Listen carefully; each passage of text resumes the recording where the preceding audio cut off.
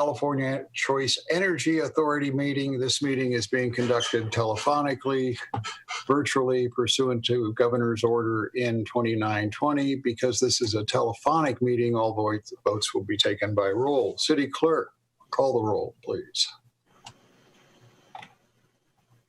City Council Member Doris. Molly. Present. Mann. Present. Vice Mayor Chris. Present. Mayor Paris. Here. I'm going to turn the meeting over to Kitty Zeto. Is she here? Yes, I'm here. 11 years. Okay, go ahead. Are we taking roll, City Manager? You want to call your meeting to order, Chairman Zeta. All right, I'll call the Housing Authority meeting to order. Can we have roll call, please? Housing Authority members Harvey. Present. Molly. Present. Mann. Present. Vice Chair Chris. Present. Chair Zeto. Here. We have quorums for both meetings. Okay, do we have somebody to do the invocation? We do not. Okay, we'll waive the Pledge of Allegiance due to the fact that it says City Manager, are you here? Are you leaving me hanging? I know the city manager is on. We have one item to remove, Andrea, remember?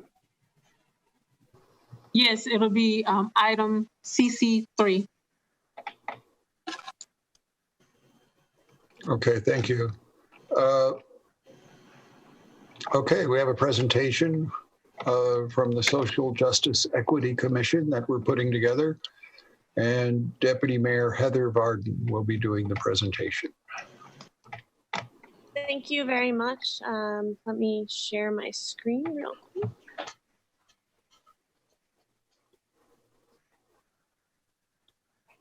I would like to thank you and the entire council for this opportunity to present this new commission. And I'd like to turn it over to Giovanni Pope and Sean Cannon for the presentation. Hi, thank you so much. Thank you so much to the mayor and to the rest of the city council for hearing this proposal today. And I would also like to thank Deputy Mayor Varden and Commissioner Hawley for everything that they have done to make this presentation possible. Your generosity does not go unnoticed. That being said, in our society today, we have heard a lot about equity, justice, and what a new model for social justice within our governance structures looks like. And so the goal for this presentation is rather simple. We would like to present to you the vision of what the city of Lancaster could look like and the future of it as a result of the work of this commission. We would also like to show you our mission statement, as well as define equality, equity, and justice as it correlates to moving forward to a new system of governance for everyone that's inclusive for everyone and that applies the law fairly and equally to all parties involved. We would also like to outline the goals for transforming into a more equitable and just community for everyone, which will increase civic engagement, but we'll get to that later. And last but not least, we would like to introduce the proposed commissioners of said change. That being said, we have heard a lot in our nation about how we can create a more sustainable model for social justice moving forward. That being said, we are not Black Lives Matter affiliated. We are not the movement for Black Lives, and we are not all Black Lives Matter affiliated. All of those three movements that I just mentioned are three separate movements. However, we want to capitalize on the conversation that they started in our American society about how we can make sure that the law is fairly applied to everyone and how we can create more engaged citizens within our community.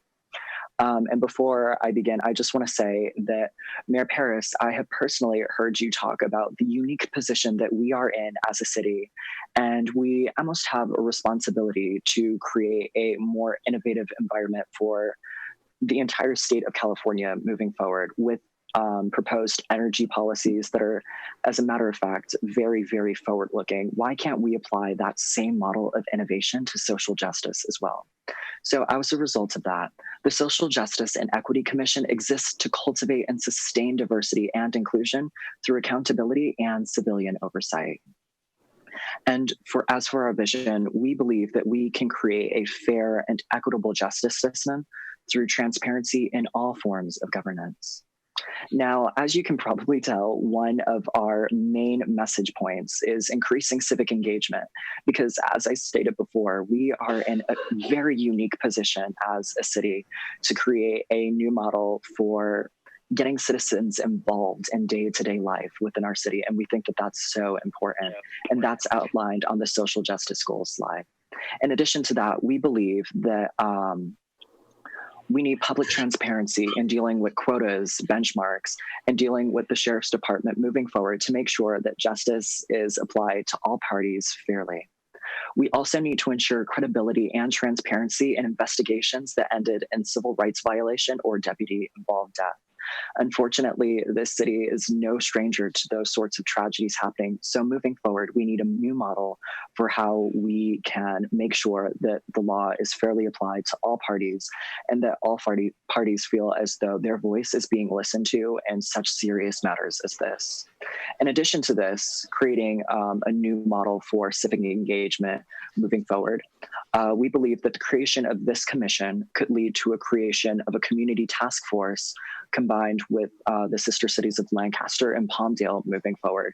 That would in turn allow for multiple people to get involved in making sure that the law is fairly applied to everyone and that people of all backgrounds have an opportunity to get involved in their government. And that again is outlined on the social justice goals slide. In addition to this, we believe that we can create this transparency through subpoena power. And by removing the barriers for re-entry of people that have challenging backgrounds to become contributing members of society, we can create a petition for pardons of felonies that have successfully proven that they can contribute to society. That being said, we're a city of second chances. And as a result of this, this gives us a unique opportunity to create a model of diversity, equity, and inclusion within our governance with the help of this proposed commission. And to further elaborate on our goals for equity and inclusion, I would like to invite our co-chair, Sean Cannon, to the presentation. Thank you, Giovanni. So what is equitable justice and what does that look like? So once we identify and address inequities, justice comes after we remove those systemic barriers. Our goal in a nutshell is to level the playing field. A good example for equality versus equity as it pertains to our community here in Lancaster is the job market. Lancaster is known for its uniqueness in innovation and job creation, but unemployment rates are still too high, especially among those in marginalized communities. So here's how the Justice and Social Justice and Equity Commission can help bridge that gap. We offer job, we have job fairs, right? But a lot of our citizens are still jobless.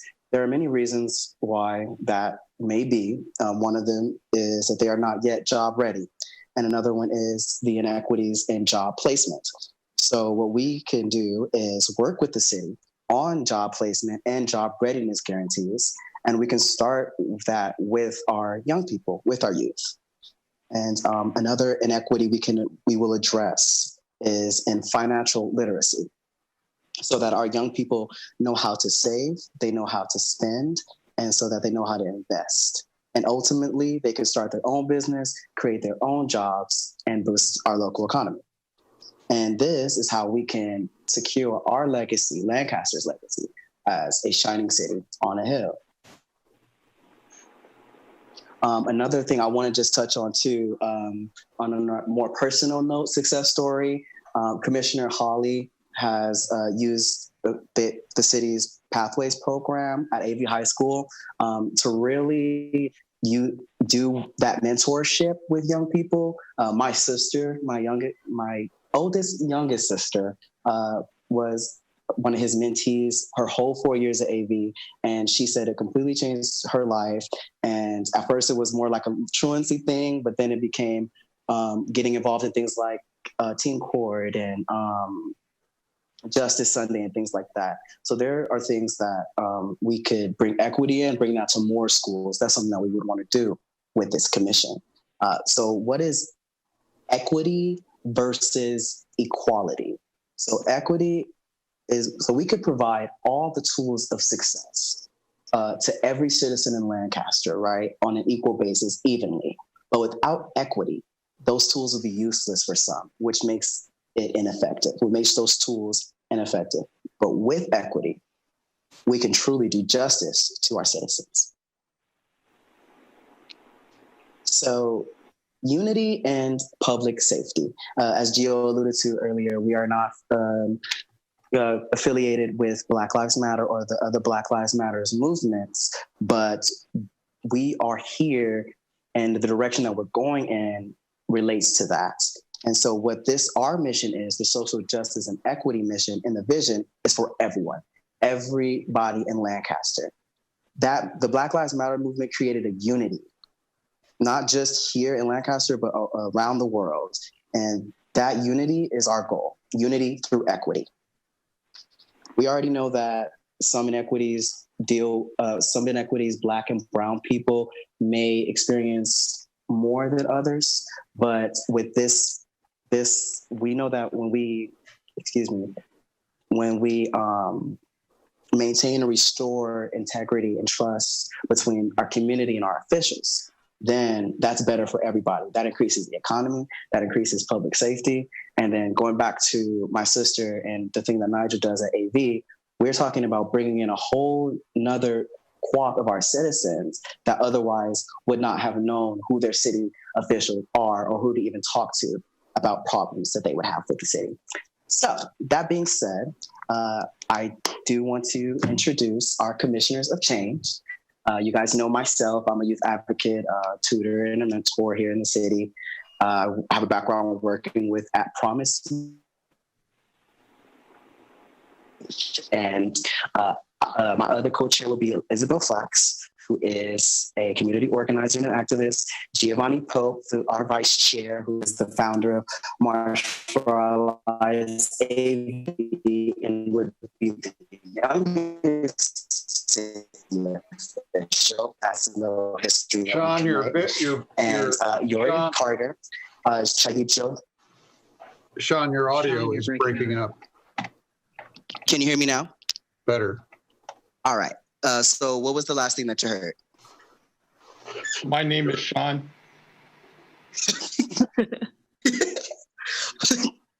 So we're gonna start with we're gonna go back to Giovanni, vice chair.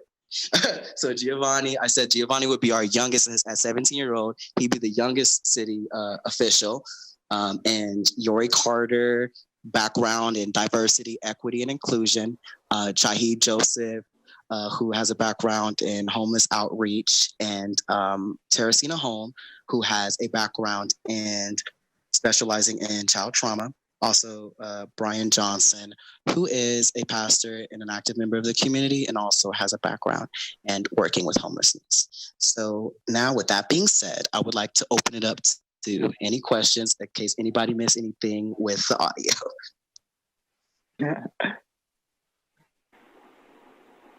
Stop sharing your screen, okay? Okay. No, that's not what I meant. Put your video back on, Sean. I just want the... I'm trying to stop it. Hold on.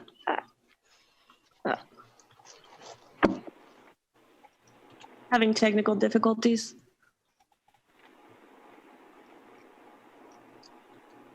There we go. Stop share. Much better. Okay, great. Okay.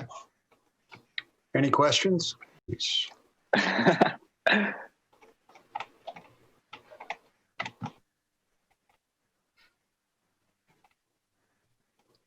Well, it would have been better for you, Sean, if they were asking the questions. Right. Right. But hey, we're gonna go with it. Maybe we answered all the questions that they would have. I know that. Really good. You know, like Thank Mom you. says, the food must be good. I also want you to recognize that by deciding to come onto this commission, you've decided to become part of the city. More importantly, part of the city's leadership. There is a lot of there's a lot of value to being on the fringe. There's a lot of benefits to being on the fringe. There's, you know, you can pretty much say and do whatever you want when you're on the fringe of a group and looking in. But now you're in the core of the group. You're the center of the group. And what you can say and do now has to be filtered. And it has to be filtered with the recognition that what you say and do reflects on your city. It reflects on your neighborhood, and it reflects on your families more than it ever did before, because there's a spotlight on you. And as you become more successful at that, this whole process, that spotlight becomes a lot brighter, which I have found to be very limiting in my behavior, although there are those out there who would argue it has not limited me in any way. But believe me, it has. To your point, the way I see it is that the work that this commission would do would speak for itself. The work that we were working towards out in the streets or on the fringe would be the work that we would do on the commission. I'm more interested in getting the work done and going that route and what we do. And everybody has to play their part and play their role. We're a community. So I agree with you 100%. And I don't, yes, that's correct. And I don't mean to diminish anybody's, which surprised me, because I went into it thinking this was going to be nothing but bad. But it is different. And the difference is one is you're complaining about the way things are. When you come onto these commissions, you've now taken the responsibility to improve people's well-being. And if it doesn't get improved, it's because you're not doing your job. Because at the end of the day, it's up to us to improve it. I would like at least one member of that group, and it's not anybody here now, to recognize, want to see productive changes in how we do things. And I also want you to keep in mind that this is not to fix something that is broken. This is to improve the way we grow forward. It's just, this has great potential. And I wish I was had your youth and energy. Okay. Anybody have any questions before I let these folks go? Do you have any questions? Heather? No. So all right, then let's Yeah, just procedurally, we'll have it on the next agenda to make sure they're ratified and appointed and done properly through the municipal code changes or things that need to happen.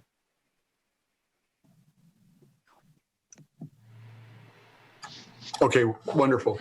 The reason we have to do that, guys, is because we have to tell the public who you are and that you've been nominated to the commission. And so that if somebody wants to tell us what bad people you are and how we shouldn't do it and, reveal all of your sins, we give them an opportunity to do that.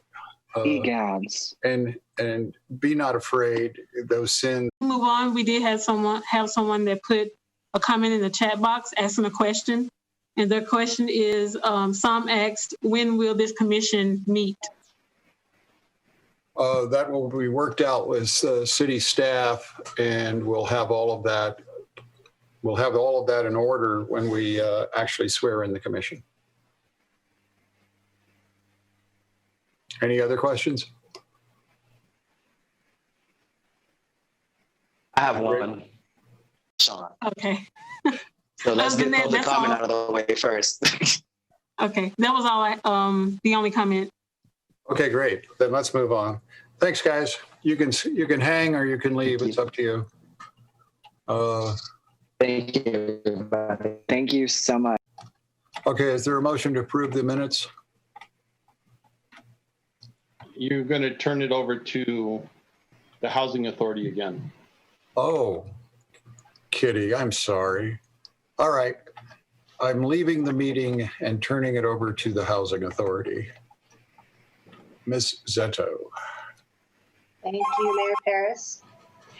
All right, do we have a staff report from the housing manager on the consent calendar HACC1?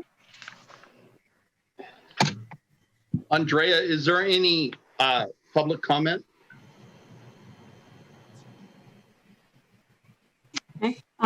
At this time, anyone wishing to comment on HACC1, please press *9. I will announce the last 4 digits of your call-in number when it is your turn to speak. Please state your name and eliminate any background noise. Individual speakers are limited to 3 minutes each. Please press *9 at this time. Okay. Caller with the last 4 digits, 7232. Please state your name and you may begin. Fran Sarah. Hello, everybody. Oh. I just a simple question. In what demographics?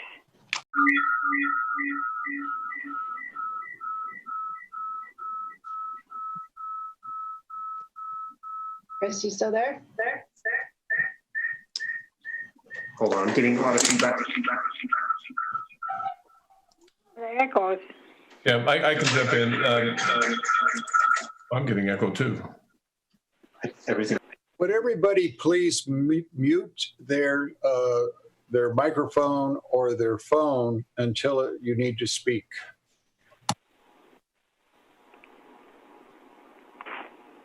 A number of different programs that are listed on the plan. So Fran, there is not a specific project associated with these funds. Okay, thank you very much. Any other speakers? Kitty, I'll move we approve HACC1. Do we have a second? I'll second that. Ken Mann. All those in favor say aye. We have to do a roll call vote. We do. Okay, got it. Housing Authority members Harvey, Yes. Molly, Yes. Mann, Yes. Chair Chris, Yes. Chair Zetto. Yes. And it passes unanimously. I will turn the meeting back over to Mayor Paris. Thank you, Kitty. Now go back to work, would you? Bye. You're right, it is. Okay, moving on. Is there a motion to approve the minutes from last meeting? Motion to approve M1. Is there a second? City Clerk, could you call the roll, please? For clarity, M1 includes 2. Thank you. Second that. City Council Member Molly, Yes. Mann, Yes. Vice Mayor Chris, Yes. Mayor Paris. Abstain. So it is approved 3, 4, and 1 abstention, right? Okay. It is 3 in favor, 1 abstention by you, and 1 absent. Right, and I abstained because I missed one of those meetings. Okay, the consent calendar, let's remove CC9 and CC8. Is there a motion to approve the consent calendar as it is currently comprised? I'll make that motion. Is there a second? I'll second that. Are there any speakers? At this time, when it is your turn to speak, please state your name and eliminate any background noise. Individual speakers are limited to 3 minutes. Please press *9 now if you want to speak on any item on the consent calendar.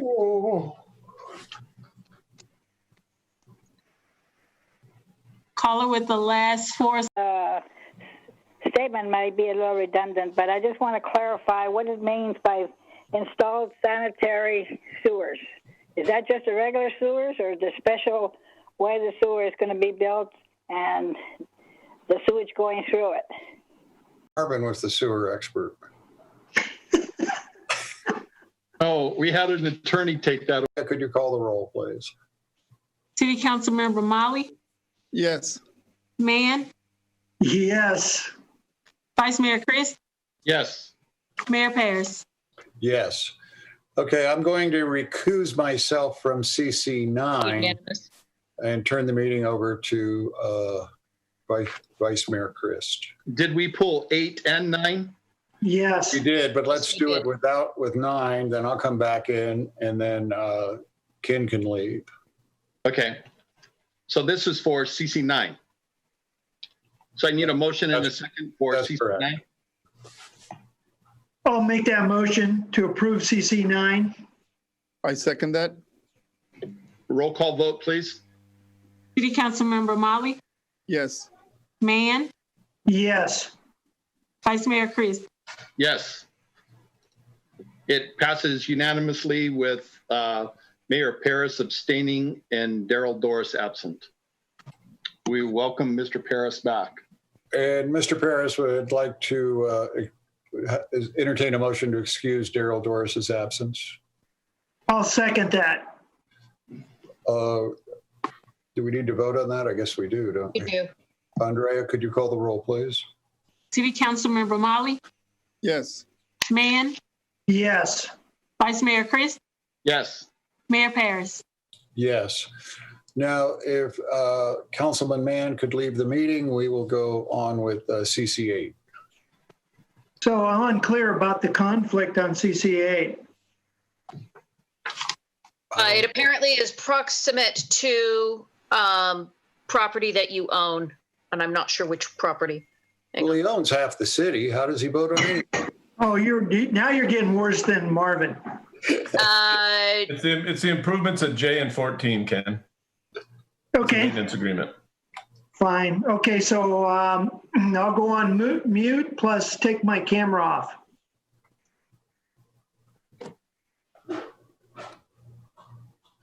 Does he know he can hit the button? He doesn't have to hold his hand over it? Move to approve CC8. Second that. Andrea, could you call the roll? Councilmember Molly, Yes. Vice Mayor Chris, Yes. Mayor Paris. Yes. It passes unanimously with Councilman Mann having left the room, and now he's back. Okay, moving on. Let's open the public hearing for PH1. Are there any speakers on this? At this time, anyone wishing to comment on PH1, please press *9. I will announce the last 4 digits of your calling number when it is your turn to speak. Please state your name and eliminate any background noise. Individual speakers are limited to 3 minutes. Please press *9 at this time.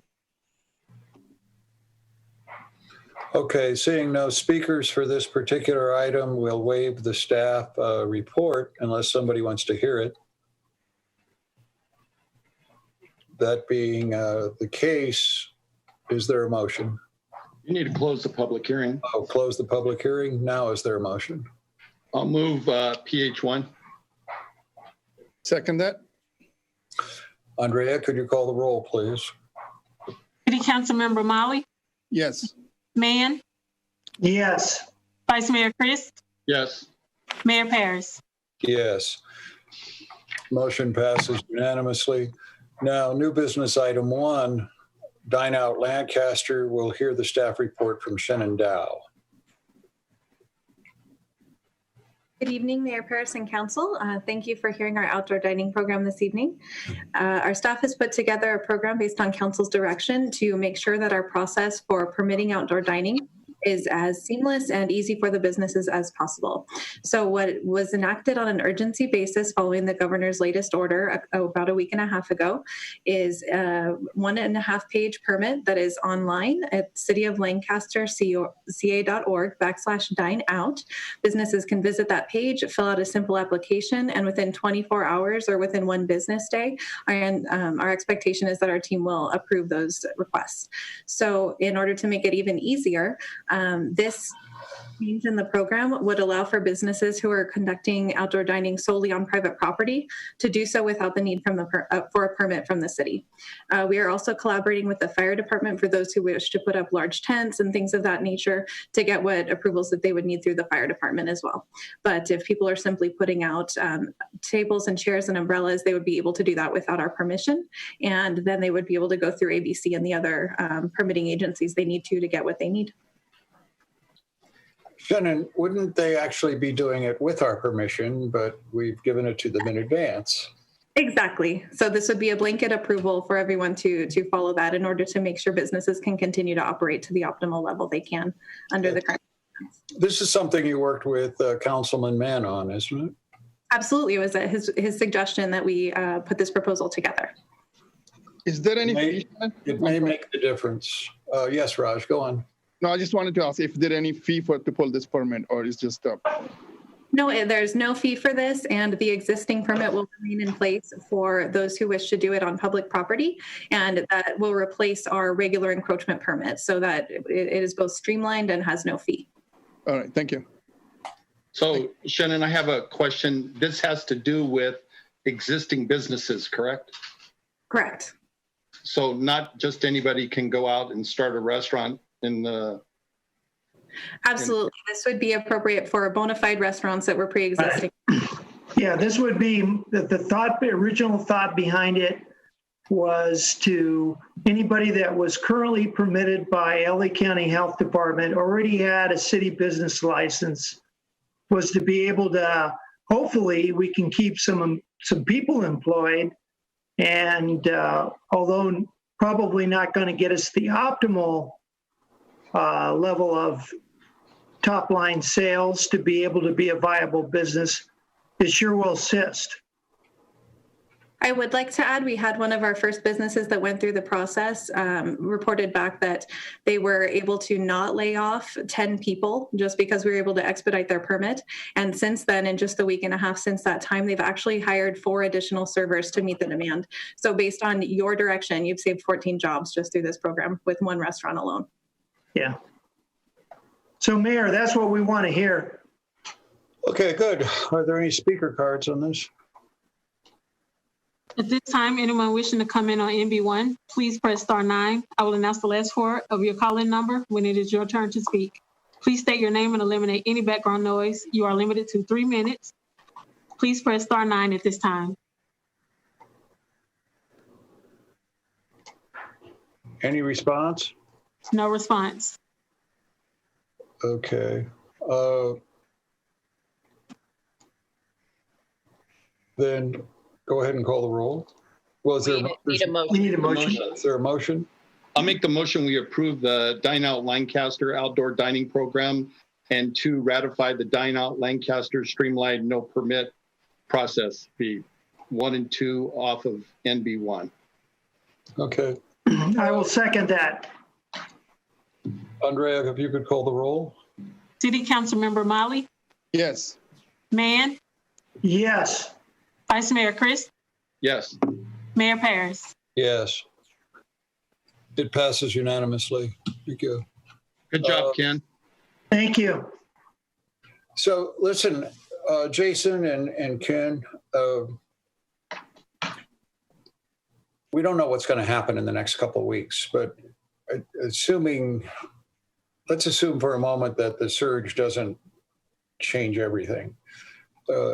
If we can maintain the status quo in some fashion, then I think we really should be focusing a lot of energy on Lancaster Boulevard and how to create a place for people to go and eat and have a life, and at the same time, keep socially distant and all the other things we need to do to keep people safe. But it seems to me that all the restaurants, have the ability to do this in their parking lot, but we actually have the ability to make it a better experience on Lancaster Boulevard. And I think we should be focusing more energies in that direction. But again, I don't want to do anything until we find out if we're going to be using the fairgrounds.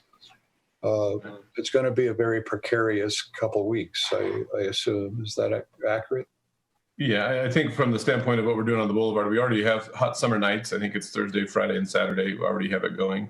We've been pushing hard on the attendance. I don't think the attendance is what we want it to be, but we have availed ourselves to that. We actually closed down the streets, put up picnic benches, things of that nature through the parks office. So we're pushing that pretty hard.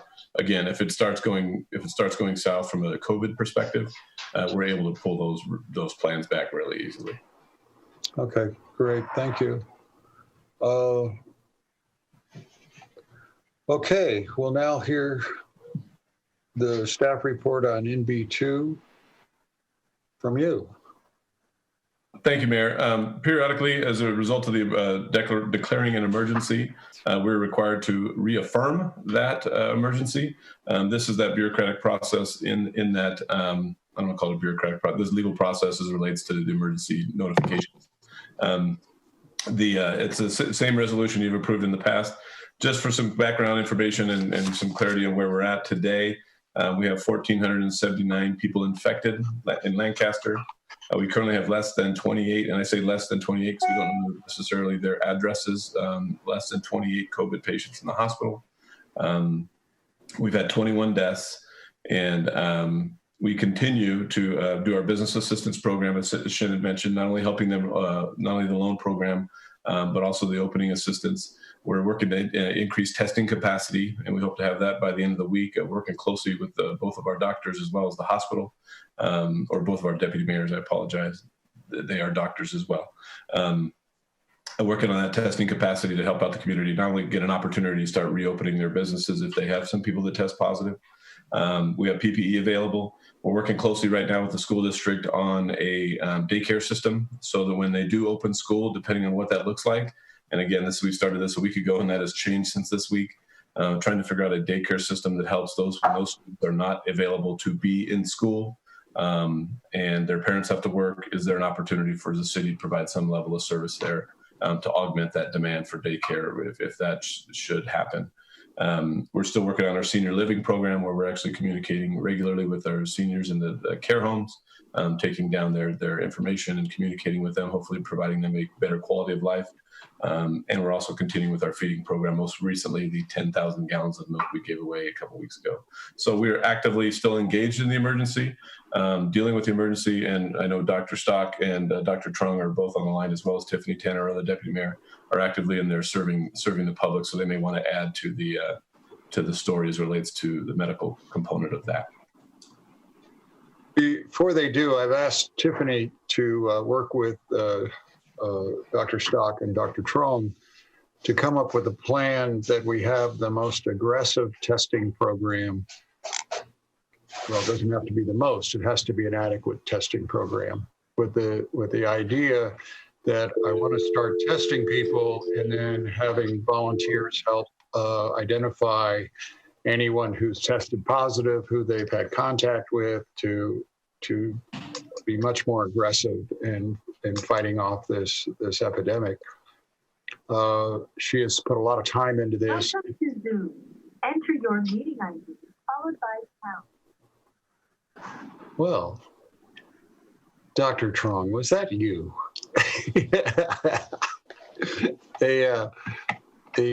In any event, I think at the next meeting I want to put that on the agenda. I'm going to ask you to approve it. Tiffany's also worked up a thing where not only can we do the testing for COVID-19, we could also be testing for the flu with the same protocols. Because once the flu season hits, COVID-19 is still going to be going full steam, and it's frightening to think what might happen if the two of them come together. So we're going to develop a program that's just a lot more aggressive than any other city in the county. We will certainly look to the county to give us any help they're willing to give us, but we are going to be going in our own direction in many respects. And now I'll turn it over to you guys.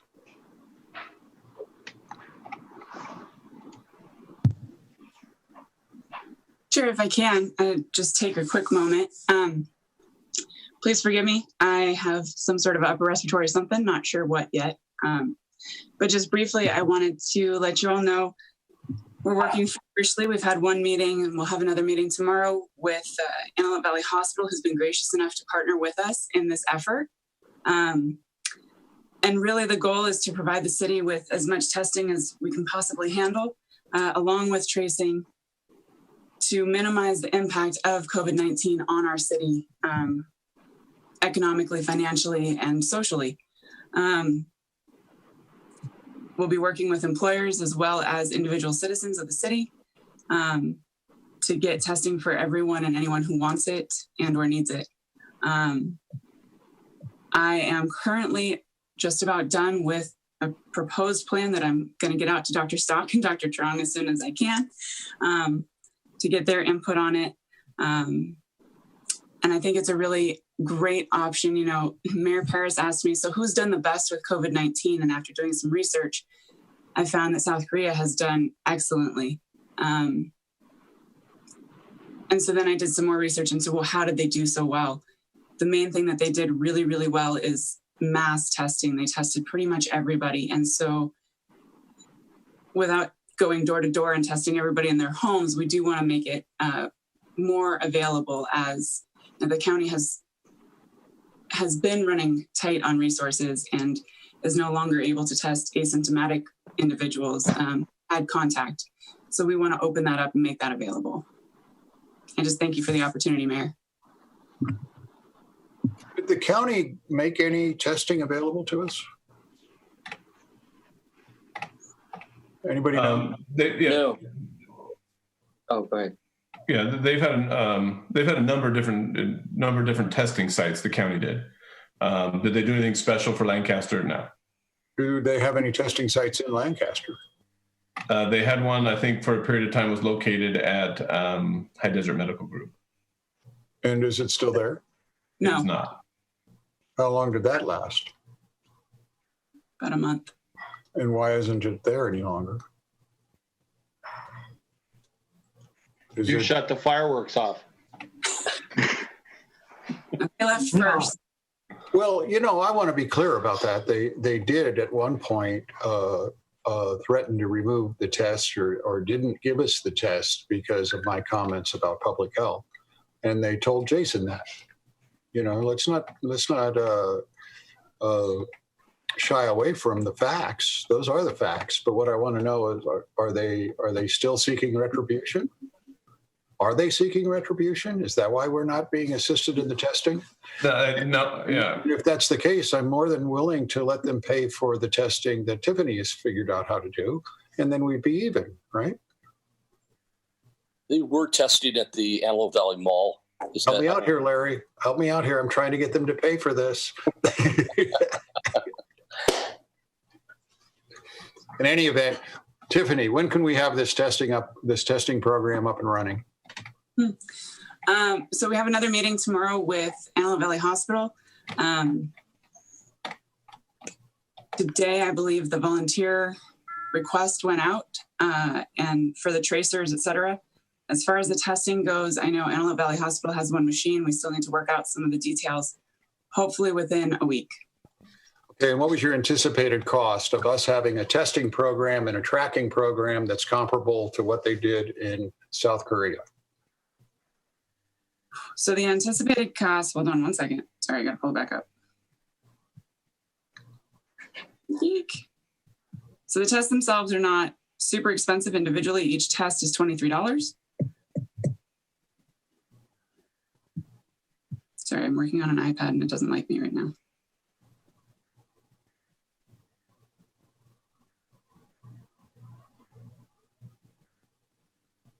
Eek.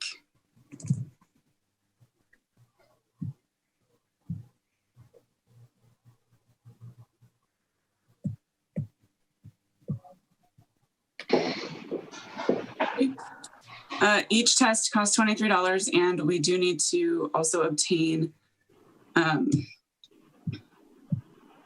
order to get the machines, we have to purchase 500 influenza tests per machine, which doesn't work out to all that much. It is not going to show itself.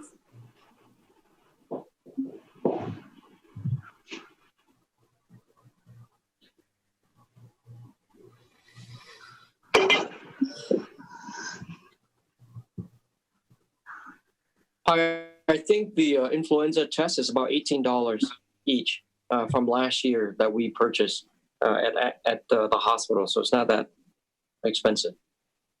So yes, and these influenza tests are actually less than that. They are $14.50 per.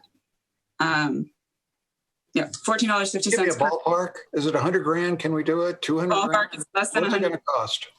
For the first month, it'll be approximately $48,000. That's in order to get the batch of influenza tests along with 1,000 COVID-19 tests, which will also bring us 2 COVID testing, Sophia testing machines. So how is 1,000 tests going to do anything for us? It's a start. The estimated number of tests per week are, I'm estimating to test 2% of the population, approximately wanting to test 3,000 people a week.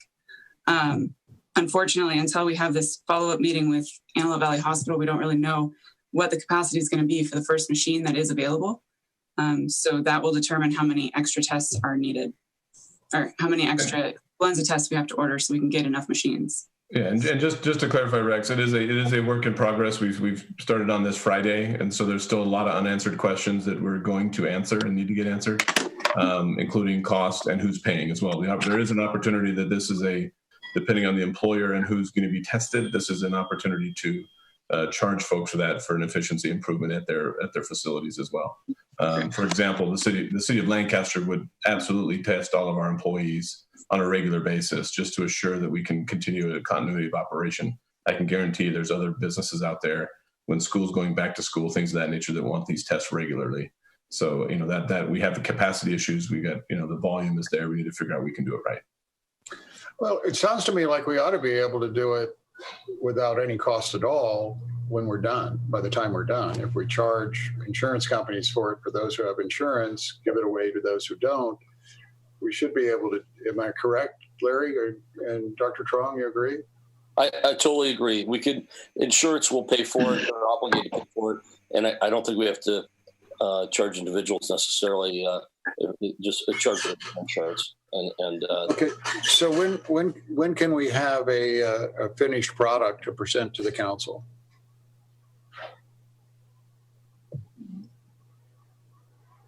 A week at the outside. You guys we'll set a goal for the 28th to have something on the agenda for the 28th. Absolutely. Okay, great. That's wonderful. All right, what I want to create is I want us to be the model for the nation, and we got to move fast. Because if the CDC is not pulling our leg, we're in for a storm. And so let's get ready. All right. Mayor Paris, can I ask during that time, how are we going to hold the county's feet to the fire and get the testing that we should be receiving from the county also? Well, right now, I'm probably not the best spokesman with the county. We should probably, give it a week. Okay. Who are we going to, before we spend, I think that we should do this in conjunction with what the county is supposed to be giving us. If not, I think that we should hold their feet to the fire. Okay, do we have anybody from the county in the meeting? Yeah, we have communicated with the county, Rex, so we have our staff working with the county to determine what they're doing, specifically on the track and trace. If we're required to notify the county of a positive person, we don't want 2 people tracking and tracing. So we need to coordinate the effort. And in the county's defense, they are doing a relatively okay job in track and trace. The challenge is people actually wanting to be tracked and wanting to be traced. Not necessarily the action of doing that. As it relates to testing, there was a period of time that there weren't a lot of tests required because the infection rate was so low. That is changing again. And I think that's the challenge we're facing. Again, we're having these testing questions because we're starting to have a significant number of increased infections. And even we at the city of Lancaster tried to get the insurances to pay for non or asymptomatic patients. They wouldn't do the testing from the insurance component. So there is some challenges in the marketplace still. We're hoping to fix that in the marketplace. and then augment and help the county as it relates to their track and trace protocols. Okay. In any event, we'll have something up and running in a week. Is that correct? That's what Tiffany said, but I'll back her. We'll make it work. We're getting it as hard work as we can. It's our highest priority. Tiffany, I am so thankful. I mean, I know how sick you've been the last few days. I mean, she has been really sick, and she's doing this anyway. I mean, if I was half as sick as she was, I wouldn't be at this meeting. I'd be in bed. I want you to know how much we appreciate it. It's been quite a sacrifice for you. It's important. So, and as awful as I feel, I'm low risk. So we need to make sure that we test those who are higher risk and keep everybody as safe as we can. Yeah, I guess you're actually going to make it, right? We're not going to have to. Okay. Dr. Trong, you do such great work. Thank you very much. Okay. All right. What did that sort of answer your question, Marvin? No, but I'll live with it. But can we hear from the other doctors as far as the reports about actually what's going on? Because we're going to continue the local emergency just so everyone knows what we're doing. So could we get a report from Lake Larry? Yes. I'm off. There you go. I think we're doing exceedingly well as a community because I think we've had really good and consistent and early messaging. I think we just need to continue that. We were early with the mask wearing. It's had a good effect, and people learned a lot in those March, April, and May that we can apply now to this surge. We still have at AV Hospital below 80% of our ICU beds are being used. So we still have ICU capacity, and we have plans to expand those beds if the surge continues. Our numbers have gone up. We were down to 5 COVID patients in the hospital. We're up to 30 right now with a few still pending tests. So we really, that's in the last 5 weeks. Overall, how many ICU beds do we have? Well, so we have 32 right now, but we have plans to expand another 20 beds if necessary. So we have plans to expand to another ICU unit, and we have the staff to do that. So we have the capability to go into 52. Right. We have plenty of ventilators. We have 5 people on ventilators right now who have COVID. I just for comparison's sake, I like to do this to see where we're at, and while we don't want to see any deaths whatsoever, compared to California, the United States, especially LA County, the Antelope Valley is doing exceedingly well. And by comparison, these are numbers of deaths from COVID in 100,000 population. The U.S. is at 41, California is at 18, LA County 39, Antelope Valley at 12. So we are doing better than the U.S. by a long shot, better than California, and a lot better than overall LA County. And so we need to continue on, can't let up. And I think the work on testing is going to be very helpful, as well as tracking, tracing, and leadership.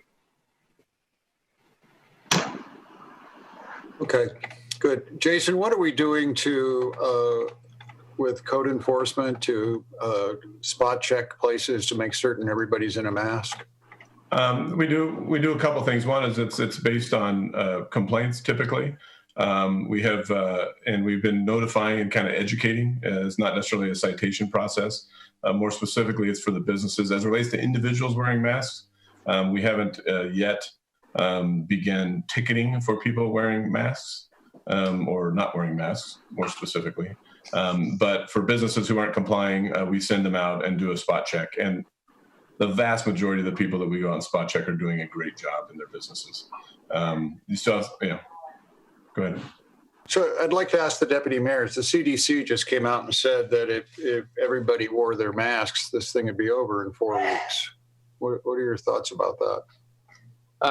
The CDC published a paper this week following the 2 people who were hairstylists, who saw 137 people over a 2-week period, and none of them got infected.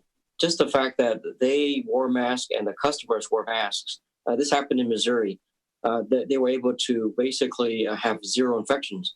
So if you wear your masks and you follow the rules, wash your hands, don't touch your face, you're pretty much in good shape. And that's one easy way to reduce this infection. Okay, Jason, I want them citing people if they don't have a mask. I want the message to go out there that if you walk into Lancaster, you damn well better have a mask on. Can we do that? I'll have Allison research the legal authority. I believe it is a citable offense. Whether our code enforcement can actually cite it or not is the question I need to answer. It's probably more appropriately the sheriff's department or some other entity to do that. And what is the sheriff's department's position on following our request to cite every single person who doesn't have a mask on who's out in public? Well, if that's the direction of the council, then we'll find out what their answer is going to be. I have not asked that. Well, I guess until the next meeting, it has to be the direction of the mayor. But if any of the council members have any objections to it, they could probably object now. Well, when you say everybody out in public, there's limitations that have been put out there as far as people exercising and running and by themselves. You're not talking about that, correct? They have to have a mask on them. I don't think they have to wear it if they're not anywhere near people. But if they come in to the proximity of other people, it better be on their face. Am I correct in that, doctors? Yes. I mean, we are staring down into the abyss of economic despair over this, and it was unnecessary. All we had to do was wear our damn masks. I mean, it has to be without exception. We can't affect anything outside of our city, but we can be perfect in our city. And that's what I think we have to strive for now is absolute perfection. Nobody can be outside near other people if they don't have that mask on. The other thing I wanted to ask you guys, does a face shield work instead of a mask? It's a combination of both that's recommended if you're you're about to expose yourself to someone who has COVID. Both a mask and a face shield is recommended. Okay, so we can't just wear a face shield. You can if you have problems with your mask. If you have issues wearing mask, some kind of panic attack or something, then a face shield is the second best. But the ideal situation would be both. But it's hard to enforce that, so we're happy with the mask by itself. Okay. All right. Well, there's actually a light in the tunnel, and all it is up to us now. Right? All we have to do is, yeah. Okay. Good. Okay. Let's move on then. What else we got? No, we need to act upon that, Mayor. So is there a motion? Rex, we need to ask the speakers first. We need to what? We need to ask for speakers. I can't hear you. We need to ask for speakers. If there are any speakers on this subject. Okay. Does anybody want to tell me they're not going to wear their mask? Now's your time. Good luck. At this time, anyone wishing to come in on NB2? If anybody's going to say they're not going to wear their mask, I want their address. Okay. But go on. At this time, anyone wishing to come in on NB2, please press *9. I will announce the last 4 digits of your calling number when it is your turn to speak. Please state your name and eliminate any background noise. You are limited to 3 minutes. Please press *9 now. Caller 7232. Please state your name. You may come in. This is Fran Saris again. I just have a question on the testing. Can't the testing nurses go to the individual apartment, senior apartments to get the seniors tested, and also to the different, the housing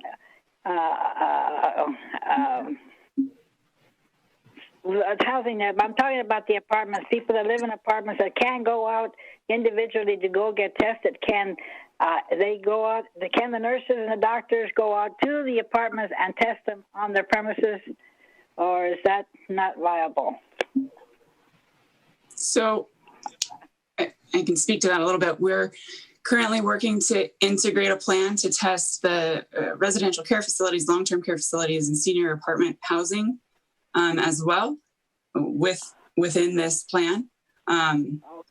As far as people living in just individual apartment residences, I'm not sure about that. I don't know where the logistics lie with that. Okay. Yeah, I'm basically talking about these apartment houses that have several seniors in them, and they can't get out and go to the hospital and get tested. And I thank you very much for your help.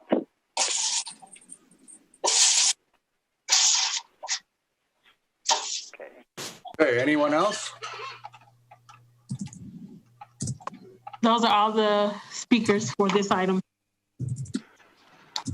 I'll move we adopt resolution number 20-37. Second that. Andrea, if you could call the roll, please. City Council Member Molly. City Council Member Molly. Yes. Mann. Yes. Vice Mayor Chris. Yes. Mayor Paris. Yes. It passes unanimously. Doctors, I don't think we should run from the 4th of July. I'd like to capture the data, find out where we right, where we wrong. Is there some way to do that? And when should we be looking for a surge if it were to have occurred because of 4th of July? John, you're on mute. Can you hear me now? It's usually 14 days after the event of the exposure is when it's the highest likelihood of being infected. So if we don't see an appreciable spike on the 18th, we're good. Right. Yeah, we're good. Okay.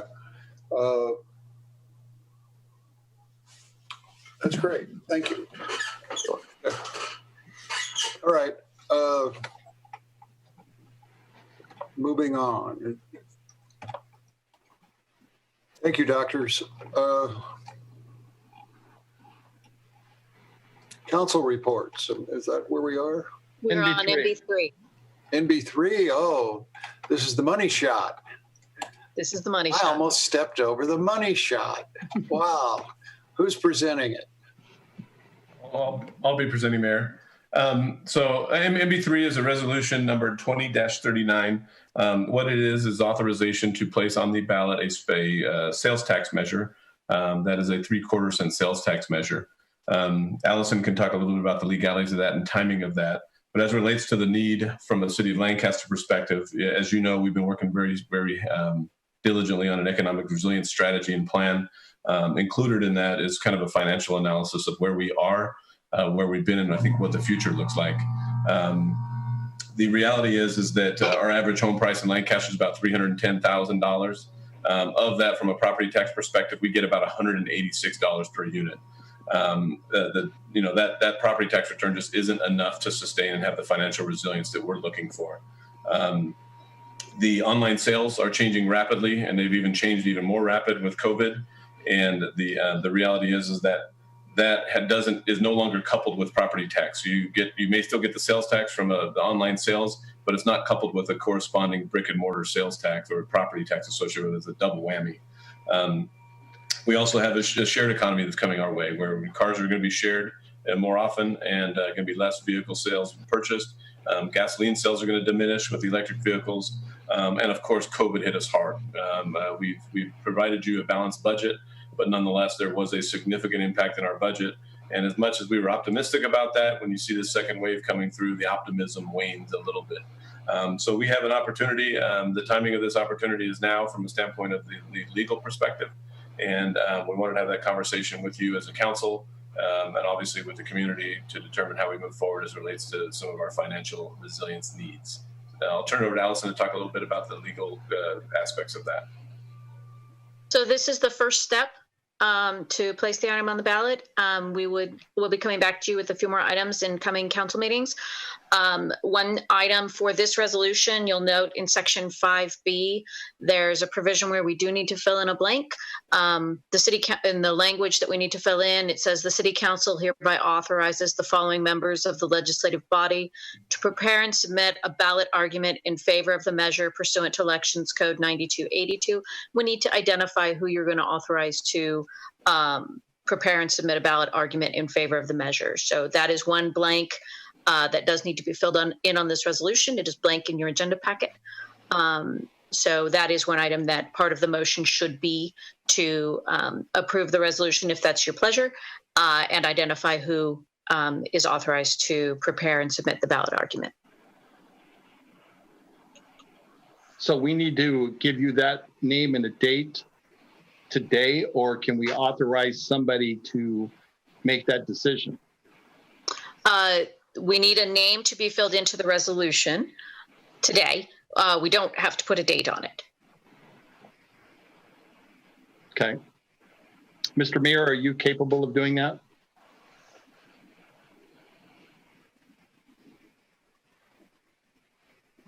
I am. How many people can we have on it? We can have, it could be all of you, and it could be one of you. What I'm asking is, say I do it, could I also have a couple other community leaders join me on it? It's supposed to be members of the legislative body, which is the City Council. Oh, I see. Okay. Well, then I think it should be all of us. Okay. I mean, what do you think, Marvin? Well, I think that you should be one, and I would be willing to do it, but I think we dilute the message after we go after that. We need precise messaging on this if we're going to do it. I would also note that if... Wait a minute, if we don't put kin on it, how are we going to get the seniors? That's a good point. That's a very, very good point. It's, you know, and the hairdressers. Oh, thanks. And point of clarification, putting it on the ballot, ultimately the people still vote for it. Of course. And then, so ultimately it's still is in their hands. And 100%. Then, right. And then number two, my understanding, somebody correct me, my understanding is that if we don't, and the county does, then that money goes to the county? And it passes? There is a limit on how much sales tax you can charge or you can have approved. That is 10%. That is for all agencies. So if it's not approved by the citizens of Lancaster and it is approved by the county as a whole, then LA County will use up, so to speak, that 10%. And as we know, when that money goes to LA, it oftentimes does not come back. Right. Jason, let's talk about that, because that is the crux of the whole thing, is that if we do not move on this, and the county put on the ballot last time for the fire department, they put on an additional tax. So if we wait for them to do that, it could eat up that 0.75 of 1%. It's not a whole bunch. It's 0.75 of 1%. If we do not act, we're not doing our part as a city. I sat back and did not want to participate in this until I heard word that the county was going to do something, because they've lost billions of dollars because of the COVID. We've lost 18 million. It's only prudent for us to react to it and to put it on the ballot and let the citizens decide if they want to maintain the law enforcement level as it's at, if they want to maintain the level of services that the city provides them with at this time. So I agree with Mr. Mann that when he says that it's still up to the citizens, but this is a time that we need to act, and we're being forced to act because we have to put it on the ballot now to get it on there for November, correct? Correct. Okay. One thing I would note when you're deciding who would provide the argument in favor of the measure, if we use all of the council members, then we will have to work through the language at an open public meeting in order to avoid a Brown Act violation. If it's 2 or fewer, then that can be done without being at a public meeting. Just a logistical consideration. Okay. All right. Listen, this is what I want. I want me and Daryl to do the ballot statement. You understand that, don't you, Marvin? Sure. Yeah. So is there a motion? I'll move that we adopt NB3. I'll second that motion. Can I ask that the motion include the identification of Mayor Paris and Councilmember Doris as the individuals authorized to submit ballot argument in favor of the measure pursuant to Section 5B of the resolution? That's what I said. I thought so. And I second that. All right. Is there any public comment? At this time, anyone wishing to comment on NB3, please press *9. I will announce the last 4 digits of your call-in number. When it is your turn to speak, please state your name and eliminate background noise. You are limited to 3 minutes each. Please press *9 now to comment on NB3. Caller with the last 4, 6674. Please state your name. Yes, my name is Michael Evans. I'm against the City Council requesting a measure for a 0.75% increase in the sales tax for Lancaster to be placed on the November ballot. The city, state, and nation is in the middle of a pandemic and an economic downturn, and it is both bad economic and public policy to propose a tax increase when the city's unemployment rate is over 20%, and with the temporary federal unemployment payments of $600 per week scheduled to end this month. City, county, and state governments all face difficult financial times, which is the specific reason for a reserve. We need to buckle down and do more with less, which California local governments did during past recessions going back to the early 1990s. If the citizens of Lancaster want an increase in our sales tax, then let us sign a petition to get the required number of signatures to put it on the ballot.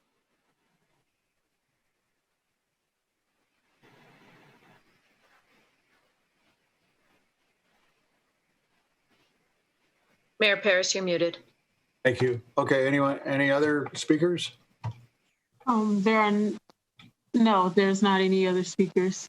Okay. I don't know that caller's point of view is not well taken. But I think we're just beginning to see the cost of COVID-19. It's not coming to an end, it's starting. And I don't know how to be prepared for it without sufficient capital to respond to it. And so with that, I would urge the council to vote yes. So Andrea, could you call the roll? City Councilmember Molly? Yes. Mann? Yes. Vice Mayor Chris? Yes. Mayor Paris? Yes. It passes unanimously. And Allison, if we're going to do this, this would be the November election, right? This is for the November election, yes. I'm wondering if we could put the room tax back on. I don't know if we can. I will look, though. Okay, if there's a way to do it all at the same time, I'd like to get it all done and move forward that way. Thank you. I'll look into it. Okay, now, are there any council reports? Same council report last time from the sanitation district. They are still, I want to tell all the restaurants that they still have the opportunities to receive the rebates from the sanitation district. They are giving rebates out there. So I want to urge them to do that. So that's the same as what we've had before, but we didn't have a sanitation meeting this month, but we will have one again. So everything's good. Thank you, Marvin. Anyone else? I think we need to ask for comments on CR1? Correct. This time, anyone wishing to comment on CR1, please press *9. I'll announce the last 4 digits of your calling number when it is your turn to speak. Please state your name and eliminate background noise. Individual speakers are limited to 3 minutes each. Please press *9 now at this time if you want to speak on CR1. No comments for CR1. Okay, thank you. There's no action required. The Financing Authority, no action required. Power Authority, no action. Successor Agency, no action. Executive Director, City Manager, do you have any announcements? And just a couple quick ones. If you recall, maybe a month ago, we talked about a senior connection program in which we were going to utilize volunteers to interview the seniors in nursing homes and convalescent care. For a number of different reasons, as the mayor expressed that he had concern as it relates to their well-being and their isolation under this COVID. Thought it'd be a great opportunity to put some iPads and some youthful volunteers in there to communicate with them regularly and then start taking down and documenting some of their histories. So we've done that. We've got iPads located in 3 homes and the training associated with that. And we have 25 volunteers out there regularly communicating and talking with seniors, just trying to provide them not only with the added communication tools, but also maybe even documenting some of their history and being able to share that with their families. So it's really a cool program. We're also in the process right now of ordering public masks. I think one thing we've seen and is shared by the mayor is that, you know, if somebody takes pride in their mask, so to speak, that they will be more likely to wear it. If you can look at it from a standpoint, if you were at the fireworks, you'd want to be wearing a 4th of July mask. Well, let's encourage that to happen. And so we're out there requiring a number of different masks. We'll be sharing with the public Lancaster masks, some different types of logos, things like that we'll be getting out to the public. And then the farmers market, as you mentioned, with the boulevard and the challenges with, you know, the businesses we have, the farmers market is up and running. We believe it is still legal to do a farmers market. So we have 17 food vendors and they're doing a fantastic job. So get out there. It's on Thursday nights and they're working well and a lot of people participating. So with that, I don't have anything else to add. Thank you. Tiffany, what is it you want to tell us? So I just wanted to update because I've also been working with all the places of worship in the city. Yesterday, because the County of Los Angeles has been sort of being looked at much more closely by the state, places of worship, along with several other types of businesses, have been asked to cease indoor operations again. So I had a Zoom meeting last night with several of the places of worship to let them know about the changes. Most of them were optimistic that they could move outside and still meet. So I just wanted to let you know that our places of worship are not getting knocked down too hard, and they're still trying to make it work. Good. Thank you. You know, this is unbelievably difficult for so many people. I wish we could do it. I wish we could make it better for them. But you are doing an amazing job. Thank you. We wouldn't be doing nearly as well, but for the deputy mayors. Thank you again. Okay.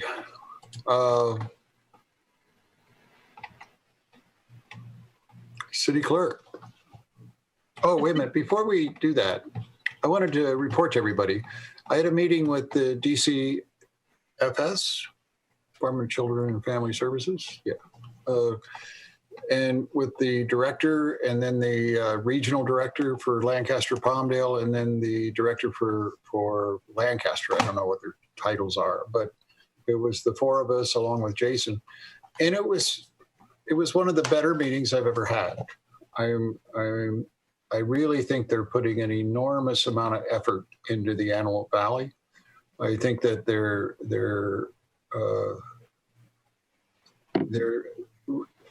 really wanting to address our needs and protect the children and at the same time protect the families and to not unnecessarily disrupt families, but at the same time make certain the children are protected. They have a new program where they're paying per diem for people to work in the area, and they lose that if they transfer. So we will have continuity of service. And I've suggested to them that we do things to make their social workers more known to the neighborhoods they work in. And so I would like the city staff to pay attention to that and figure out ways that we can introduce them to the community. It's a different agency, at least the people that I talked to. I thought they were sincere. I thought they are competent. I thought they have a direction that they're now pursuing, that we will have a better department and we will have safer children as a result. And so I wanted to thank them for that. And I'd like to thank Catherine Barger because she is the one who has pushed this and stayed on top of it and has insisted on developing that department into a more community responsive organization. And I think she's been successful. And so, Catherine, if you ever, somebody tells you about our meeting, I would like to say thank you on behalf of the city of Lancaster. Now, Andrea, let's open it up to the people. Okay. At this time, anyone wishing to comment on non-agendized items, please press star 9. I will announce the last 4 of your call-in number when it is your turn to speak. Please state your name and eliminate background noise. Individual speakers are limited to 3 minutes each. State law prohibits council from taking action on items not listed on the agenda. Please press star 9 at this time. Caller with the last 47232, please state your name. You may speak now.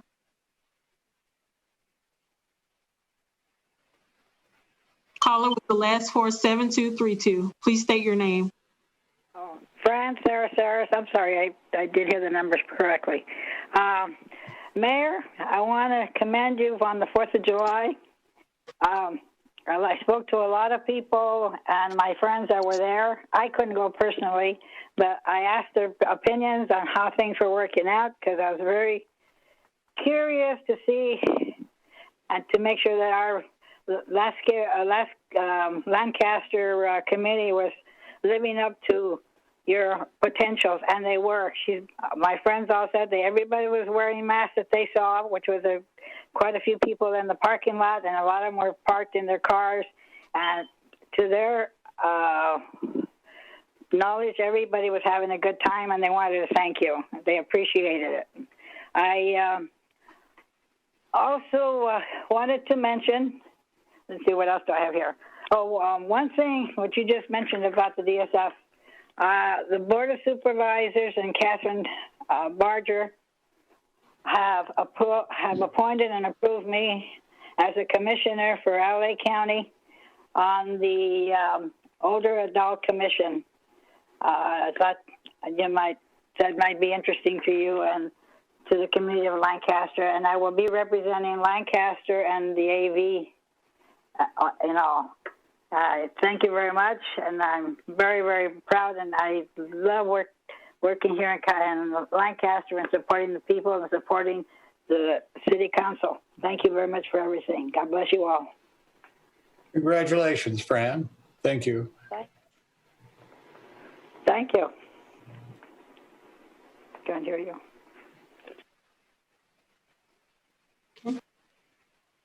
If there is anyone else wishing to speak on non-agendized items, please press star 9 at this time.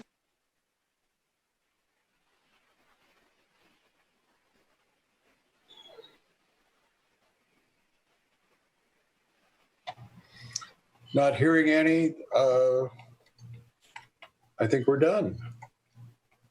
Any comments from the council before I close out the meeting? I have none. Also, before I close it out, Tiffany, when you work with the doctors on all the things we're doing to deal with the epidemic, I also need you to start paying attention to how do we make certain everybody gets a flu shot the moment they become available. And we might want to think about having a contest with Palmdale, who gets the greatest percentage of their city inoculated from the flu. Just a thought that we might want to consider. Okay, thank you. We're gonna. The next meeting is scheduled for Tuesday, July 28, 2020 at 5 p.m. I look forward to seeing everybody then.